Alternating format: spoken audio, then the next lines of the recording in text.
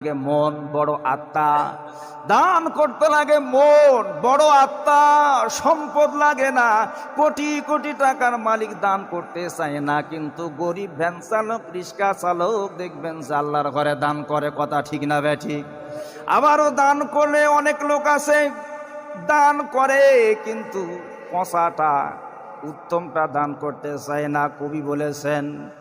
কবি বলেছেন যে দান করলে উত্তম জিনিসটা আল্লাহর রাস্তায় দান করে দাও।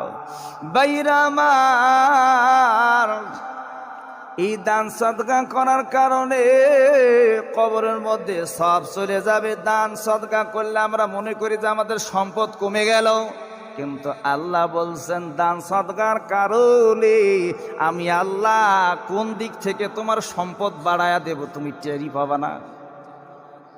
উপস্থিত পকেট থেকে টাকা দান করতেছি, পকেট খালি হয়ে যাচ্ছে, কিন্তু আল্লাহ পাক বলছেন এই দান করলে আমি সম্পদ বাড়ায়া দেই। 1 টাকা দান করলে 10 গুণ বৃদ্ধি করে দেই। সুবহানাল্লাহ কোন। আবার দান সদকা করার কারণে আল্লাহর নবী বলছেন as-সাদাকাতু তারাদ্দুল বালাই ওয়া তাজিদু ফিল উমর। এই দান সদকা করলে আল্লাহ সকল প্রকারের বিপদ আপদ বালা মুসিবত দুর্ঘটনা অঘটনা সকল প্রকারের বিপদ মুসিবত থেকে রক্ষা করবেন কে? জোরে বলুন। as-সাদাকাতু তারাদ্দুল বালাই ওয়া তাজিদু ফিল উমর।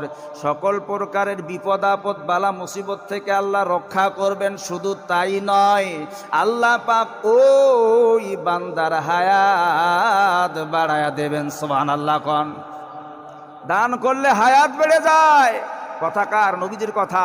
দান সদকা করলে হায়াত বৃদ্ধি হয়। ভাইরা আমার, ছোট্ট করে একটা ঘটনা শোনাই। ঈসা নবীর জামানায় একজন ধোপা, তেনার অত্যাচারে মানুষ অতিষ্ঠ। এই জন্য লোকেরা ঈসা নবীর কাছে যাইয়া ডেকে বললেন, ইয়া হ্যাঁ আল্লাহর পয়গম্বর ঈসা নবী, আপনি একটু আল্লাহর কাছে দোয়া করেন, এই ধোপার যন্ত্রণা আমরা সইতে পারি না। আপনি আল্লাহর কাছে দোয়া করেন এই ধোপার যেন মৃত্যু হয়ে যায়। বাইরা আমার, মাওয়াইজে শিরাজি কিতাবের মধ্যে লিখিত, ঈসা নবী দোয়া করলেন, আল্লাহ ধোপার মরণ দাও। আল্লাহ বললেন ধোপার মরণ হবে সকাল 10টায়। জোরে কোন কয়টায়? সকাল 10টায় ধোপার মৃত্যু হয়ে যাবে। যেমন তেমন মুলবি মুন্সি